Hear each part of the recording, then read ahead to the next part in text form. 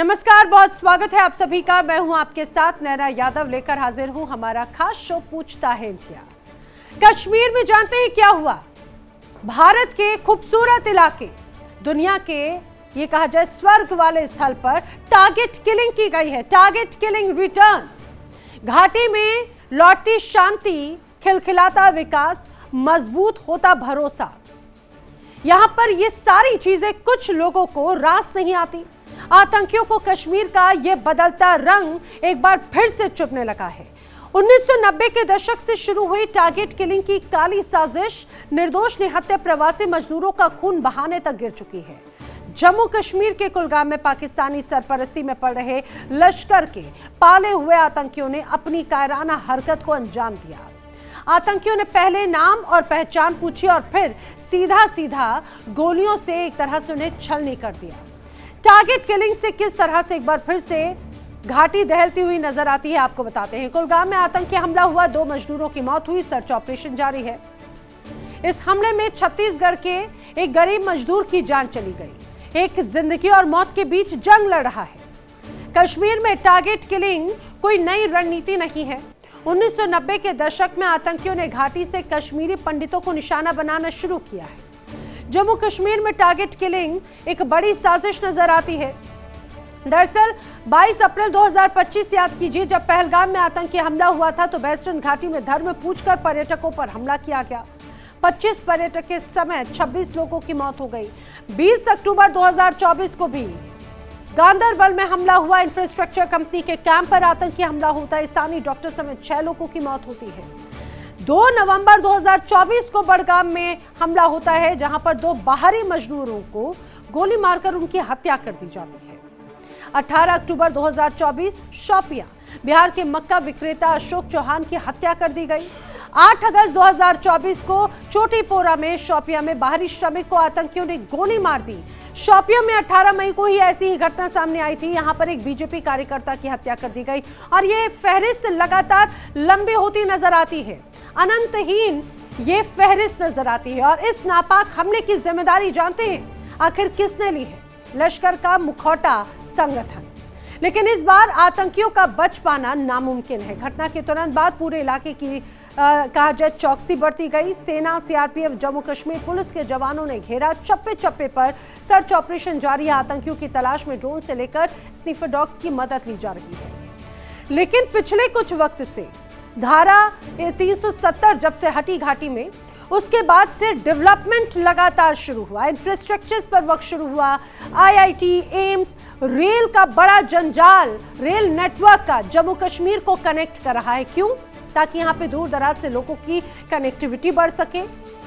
Terrorism को बढ़ावा देना, जो एक समय पे आतंकवाद के तौर पर पाकिस्तान की साजिशें थी, अब उस जगह पर टूरिज्म बड़े स्तर पर आए। लेकिन ये बात कुछ लोगों को रास नहीं आ रही। यही वजह है बाहर से जो लोग प्रवासी मजदूर वहां पर पहुंचते हैं, अब उन्हें चुन चुन कर मारा जा रहा है। सवाल क्या पहचान पूछकर गोली मारने वाले दहशतगर्द कश्मीरी आवाम के हमदर्द हो सकते हैं, या फिर इससे भारत की तरक्की पर रोक लगाने की एक बड़ी साजिश है? सुरक्षा बलों ने साफ कर दिया कि खून के हर एक कतरे का हिसाब लिया जाएगा। बड़े सवाल जो बार बार है, क्या कश्मीर के अमन विकास से बौखलाए आतंकियों ने फिर टारगेट किलिंग का रास्ता चुना? क्या पीओके में कत्लेआम छिपाने की साजिश में पाकिस्तान जुट गया? क्या कश्मीर का माहौल बिगाड़ने की पाकिस्तान की नई साजिश है? करेंगे चर्चा। खास मेहमानों का पैनल मेरे साथ कनेक्ट हो रहा है। रक्षा विशेषज्ञ रिटायर्ड कर्नल संजीत सिरोही मेरे साथ कनेक्टेड हैं। भू राजनीतिक विशेषज्ञ दामोदर सिंह कनेक्टेड हैं। कश्मीर से एक्टिविस्ट तस्लीमा अख्तर मेरे साथ में कनेक्ट हो रही है। पाकिस्तान से पत्रकार डॉक्टर सज्जाद बुखारी मेरे साथ में कनेक्ट हो रहे हैं। जम्मू से मेरे सहयोगी विकास अब्रोल भी कनेक्ट होंगे। जल्दी से सभी को स्क्रीन पर लेकर आइएगा। आप सभी का इस चर्चा में बहुत स्वागत है। लेकिन सबसे पहले विकास, मैं आपका रुख करना चाह रही हूँ। मुझे जरा बताइए कि कैसे एक बार फिर से टारगेट किलिंग घाटी में देखने को मिलती है, आखिर हुआ क्या है? देखिए, लगातार जो खबरें सूत्रों के हवाले से सामने आ रही हैं उसके मुताबिक ये घटना कल देर शाम की है। हालांकि आपको बता दूं काफ़ी समय से जम्मू कश्मीर में 2019 के बाद शांति रही है और लोगों का यहाँ पर रुझान बढ़ा है जम्मू कश्मीर की तरफ। काफ़ी ज़्यादा टूरिज्म आया है जो कहीं ना कहीं आतंकवादियों को या जो पाकिस्तान में बैठे इनके आका है उनको नहीं पच रहा था और वो चाहते थे कि जम्मू कश्मीर में अशांति फैलाई जाए। उसको लेकर जिस तरह से पहले पहलगाम अटैक किया गया बैसरन में और अब ये टारगेट किलिंग की गई है। इससे पहले अनंतनाग में भी एक पुलिस वाले को पॉइंट ब्लैंक रेंज से मारा गया था। खबर ये आ रही कि इसके पीछे मोहम्मद लतीफ नाम का TRF का एक आतंकवादी है वो बताया जा रहा है और ये अभी खबर सूत्रों से के हवाले से आ रही है। और ये सारा इसके पीछे जो किया धरा है वो पाकिस्तान में बैठे इनके आका साजिद जट का नाम सामने आ रहा है। वो इसके पीछे कहीं ना कहीं इन्वॉल्व है और लगातार पाकिस्तान की जो कोशिशें हैं जम्मू कश्मीर में अमन भाईचारे का जो सिलसिला चल रहा है उसमें दखल देना वो उनकी कोशिश जारी है और उसमें कोशिश लगातार करता आएगा और करता इस समय इसलिए रहेगा नैना क्योंकि इस समय POK के हालात देखिए बहुत ख़राब चल रहे हैं और वहाँ से वो ध्यान हटाना चाहता है कि पाकिस्तान की जो कारगुजारी है, पाकिस्तान की सेना, पाकिस्तान की पुलिस जिस तरह से वहाँ पर मार खा रही है, निहत्थे लोगों पर गोलाबारी कर रही है, वहाँ से ध्यान हटाकर वो अंतर्राष्ट्रीय मंच का जम्मू कश्मीर में लाना चाहते हैं और इसीलिए इसी तरह की हरकतें की जा रही है। लेकिन मैं आपको बता दूं बहुत जल्द इस आतंकवादी मोहम्मद लतीफ नाम के आतंकवादी को पकड़ लिया जाएगा और इसको मौत के घाट उतार दिया जाएगा। वही इसका हश्र किया जाएगा जो बाकी आतंकवादियों का था। बताया यही तो बड़ी वजह है विकास कि अब जिस रूप में पहले भी ऐसी ही तस्वीर देखने को मिली थी लेकिन अब काफी हद तक ये कोशिश की जा रही थी कि इन हालातों को दुरुस्त किया जाए। ऑपरेशन सिंदूर के बाद से ही आतंकियों को उनके अंजाम तक पहुंचाया जा रहा है या फिर जब ऐसी तमाम बड़ी घटनाएं नजर आई। लेकिन जल्दी से संजीत सिरोही जी मैं आपसे जानना चाह रही हूं आखिर ये टारगेट किलिंग वाली जो कहानी है वो अध्याय एक बार फिर से क्यों वो वाले पन्ने पलटते हुए नजर आते हैं। अब कई जानकार कई रिपोर्ट्स ये कहती हैं कि पाकिस्तान में POK में जो हालात हैं उससे रुख बदलने के लिए, ध्यान भटकाने के लिए ये एक तरह से इस तरह की वारदातें हैं। नैना जी जय हिंद, बहुत बहुत धन्यवाद आपका अपने चैनल पे मुझे आमंत्रित किया और खास मुद्दे पे बात करने के लिए। देखिए नैना जी ये जो टारगेट किलिंग है ये जैसा आपने बताया था शुरू में कि जब से ये 2019 में जो आर्टिकल 370 को एब्रोगेट किया था तब से जो है ये नैरेटिव था और ये था कि वहां पे हालात ऐसे थे कि वहां पे शांति हो रही थी और इंटेलिजेंस गैदर करके जो काउंटर इंटेलिजेंस ऑपरेशंस जो चलाए गए सिक्योरिटी फोर्सेस से उससे जो है मिलिटेंट जो थे जो ग्रुप थे मिलिटेंट्स की उनकी कमर तोड़ दी गई। तो उसकी वजह से ये जो है काफी दिनों तक जो है जो सिक्योरिटी इंस्टॉलेशन जैसे पहले ये CRPF की पोस्ट पे हमला कर देते थे, कोर हेडक्वार्टर्स के ऊपर हमला करते थे, वो इनकी बंद हो गई। तो अब इनके पास इन्होंने एक नई टैक्टिक्स इवॉल्व करी है और वो टैक्टिक्स ये है कि एक आदमी या दो आदमी जाते हैं और किसी को देख के उसके ऊपर जो है फायरिंग करके फिर गायब हो जाते हैं। बिकॉज इसका मतलब ये है low cost and high impact, खर्चा इतना नहीं है, प्लानिंग नहीं करनी पड़ती, स्मॉल आर्म्स की जरूरत पड़ती है, सिर्फ एक या दो टेररिस्ट को तैयार करना पड़ता है और वो जाता है कहीं पे भी जो है निहत्था आदमी हो या पैसे अनंतनाग में जैसे पुलिस वाला था उसको जो कि जिसको कोई पता नहीं था कि ऐसे हमला होगा उसके ऊपर हमला करो और वहां से निकल लो। क्योंकि अकेले आदमी को निकलना बहुत आसान होता है, सिक्योरिटी फोर्सेस को भी मुश्किल होता है आइडेंटिफाई करना। तो ये क्योंकि इनकी कमर टूट चुकी है जो ऑर्गेनाइज ग्रुप थे, अब ये इक्के दुक्के जो है टारगेट हमला करके अपनी रेलेवेंस को दिखाना चाहते हैं और ये दुनिया को दिखाना इंडिकेट करना चाहते हैं कि ये जो भारत बोल रहा है कि कश्मीर में शांति स्थापित हो गई, ये झूठ है, शांति स्थापित नहीं है, वहां पे अभी भी टेररिस्ट हैं और लोगों के मन में जो डर बिठा रखा है। और ये जो लेबर किलिंग है, जो बाहर से आए हुए लोग हैं उनको मारने का सिर्फ यही तरीका है कि जो इकोनॉमिक एक्टिविटी कश्मीर में 2019 के बाद आर्टिकल 370 हटने के बाद जो इकोनॉमिक एक्टिविटी वहां पे बढ़ी है उसको किसी तरीके से रोका जाए। और ये जो बाहर के लोग आ रहे हैं, चाहे वो उत्तर प्रदेश से लेबर जा रहे हैं, छत्तीसगढ़ से जा रहे हैं, झारखंड से, बिहार से, वो जो डेमोग्राफी चेंज ना हो जाए तो इसलिए पूरी कार्रवाई की जा रही है। लेकिन क्या सिर्फ डेमोग्राफी चेंज होने का ही एक बड़ा डर है? ये बड़ी बात हो जाती है। तस्लीमा का मैं रुख करना चाह रही हूँ। तस्लीमा, एक बार फिर से वही तस्वीर को पेश करने की कोशिश की जा रही है जो 1990 के दशक में देखने को मिली। 2019 के बाद से कहा जा रहा था कि जम्मू कश्मीर की बड़ी तस्वीर, तकदीर सब बदल गई। वहां पर बड़ा इंफ्रास्ट्रक्चर हो रहा है, रेलवे आ रहा है, वहां पर टूरिज्म बढ़ रहा है, एम्स आ रहा है, IIT की बड़ी इबारत यहां पर लिखी जा रही है। लेकिन इसके साथ ही जब अगर ऐसे प्रवासी जो मजदूरी करने पहुंचते हैं, आखिर उनसे इन आतंकियों को क्या तकलीफ है?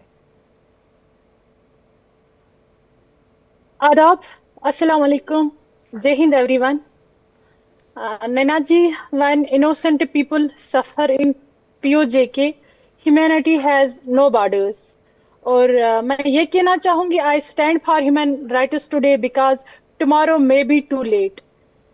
यहाँ पर बौखलाहट आ चुकी है पाकिस्तान के आतंकियों को, आतंकी संगठन को, कि जब इन्होंने इस इंडियन कश्मीर में अमन अमान से लोग देखा, चैन से जी रहे, उनको ये डाइजेशन नहीं हो पा रहा है, क्योंकि वो POJK के लोगों को साबित करना चाहते हैं हमारे लाडले है।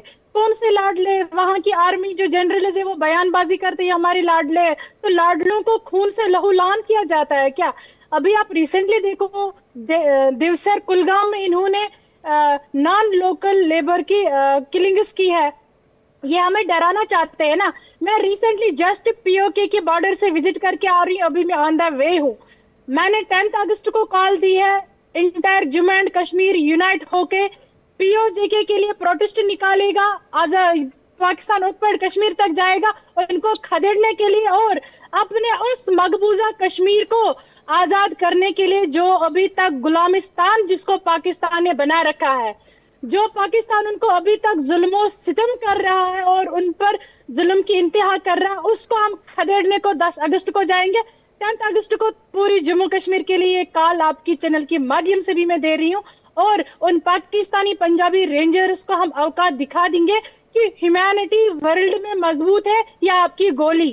क्या ह्यूमन राइट्स प्रोटेक्शन मजबूत है या आपकी गोली, या आपका जेनोसाइड या आपका वायलेशन? सज्जाद, आपकी इस बात पे मुस्कुरा रहे हैं, अभी मुस्कुरा रहे हैं, हंस रहे हैं, खुश हो रहे हैं, मैं इस बात को समझ नहीं पा रही हूँ। सज्जाद, किसी का खून बहता है, गोलियां चल रही हैं। एक तरफ गोलियां चल रही हैं पाकिस्तान की सेना की तरफ से, एक तरफ गोलियां चल रही हैं पाकिस्तान प्रायोजित आतंकियों की तरफ से, जान जा रही है मासूम लोगों की। इस मुस्कुराहट की वजह क्या है? नैना, बहुत शुक्रिया। पाकिस्तान जिंदाबाद, औरता हयात पाकिस्तान पाइंदाबाद। मैंने बल्कि आपने बहुत अच्छा किया कि आपने सबसे जो है 1 by 1 बहुत देर कर दी, मेहरबान आते आते। खैर, पैरेलल और एक ही बार जो है थुकाई भी होगी और हकायक पर भी बात होगी। तो मैं बहुत शुक्रिया अदा करता हूँ। हो गई है शायद आपको, बार बार आपको ये शब्द बड़े रास आते हैं, बताइए। वो नैना जी, आपके जो देखने वाले हैं ना, उनको ये एहसास ना हो कि आपने अपने पैनलिस्ट को जो है वो हाथ बांध के सुना है और मुझे आप बार बार इंटरप्ट करेंगी। तो अगर मुझे इंटरप्ट करेंगी, मैं आपको भी हाथ बांध के सुन लेती हूँ, मैं आपको भी हाथ बांध के सुन लेती हूँ अगर आप ऐसी कोई कायदे की बात कहेंगे तो। बताइए। नहीं, मैं कविता नहीं सुना रहा, मैं हकायक सुना रहा हूँ। हाथ ना बांधे, भले आप उनकी बारी में बांध ले, मेरी बारी में ना बांधे, मैं हकायक पे बात करूंगा। ये भी अब आप बताएंगे मुझे कि मेरा बॉडी जेस्चर कैसा होना चाहिए, हाथ बांध के खड़ी रहूं, बाल खोल के खड़ी रहूं, हाथ कैसे खोल कर? प्लीज अपनी बात जरा कायदे की बात कीजिए ना प्लीज। लोगों की जान जाने की बात है, आतंकवाद जैसे गंभीर मसले की बात है, उस POK की जिसे कब्रिस्तान बना दिया है आपकी सेना ने, आप उनकी चीजों को छुपाने के लिए पाकिस्तान के भेजे हुए टट्टुओं के माध्यम से हिंदुस्तान की आबो हवा एक बार फिर से बिगाड़ने की कोशिश कर रहे हैं। नैना, अगर आपका सवाल मुकम्मल हो गया तो मैं अपना जवाब दे दूं आपको। सुन रही हूं मैं जी। शायर कहता है कि जो जलाता है किसी को खुद भी जलता है जरूर, शमा भी जल जाती है परवाना जल जाने के बाद। इंग्लिश में कहते हैं as you sow so shall you reap. मुझे बहुत दुख है, मुझे बहुत अफसोस है, कहीं पर भी इंसानियत का कत्ल होता है, कोई बेगुनाह मारा जाता है, मैं उसकी शदीद अल्फाज में पाकिस्तान की जानिब से मजम्मत करता हूँ। आप यहाँ पाकिस्तान में जब मजदूरों को कत्ल किया जाता था तो उनके ठेकेदारों को, BLA को और उनके रहनुमाओं को आप अपने चैनल पर बुलाकर बड़ी खुशी और मुसरत का इजहार करते थे। तो जब आप बत्तीसी निकालते थे तो मैं आपको मना करता था कि ऐसा ना हो कि वहां पर भी आग जल जाए। और ये प्रेसिडेंट जो आप सेट करना चाह रही, किसको बैठाया? और BLA के आतंकी संगठन है, ये मस्ती शस्ती, सुनिए, आतंकी संगठन है कोई? देखिए इंडिया डेली 24/7 अब आपके स्मार्ट टीवी पर। इंडिया डेली मौजूद है सभी डिजिटल प्लेटफॉर्म पर लाइव और लगातार। इंडिया डेली 24/7 हर दिन राष्ट्र को समर्पित।